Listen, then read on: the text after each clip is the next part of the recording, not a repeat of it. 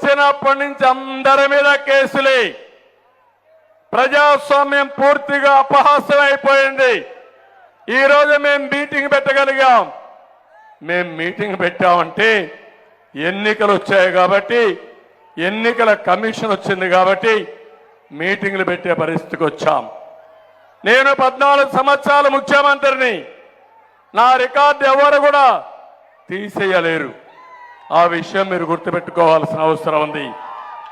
నా ఆవేదన, నా బాధ ఈ పేద ప్రజల కోసం. అందుకే రాత్రింబగళ్ళు నేను పనిచేస్తున్నా.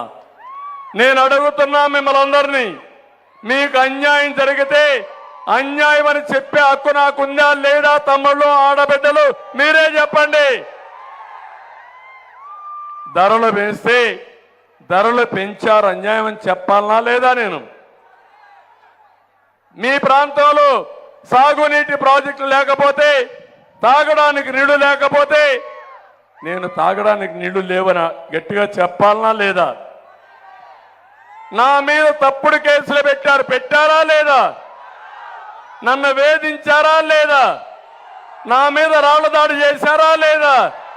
ఎక్కడ పోతే అక్కడ నా మీద దాడులు చేశారా లేదా? ఈరోజు మాట్లాడుతున్నాడు సజ్జల గజ్జల. ఆ సజ్జల మాట్లాడతాడు, జగన్మోహన్ రెడ్డి పైన గులకరాయి పడితే తెలుగు జాతి పైన పడినట్టంట. నా మీద రాళ్ల దాడి చేస్తే ఆ దాడి మాత్రం చేయొచ్చంట. ఏమమ్మా, అర్థమైందా మీకు? ఈరోజు మీరు చూడండి.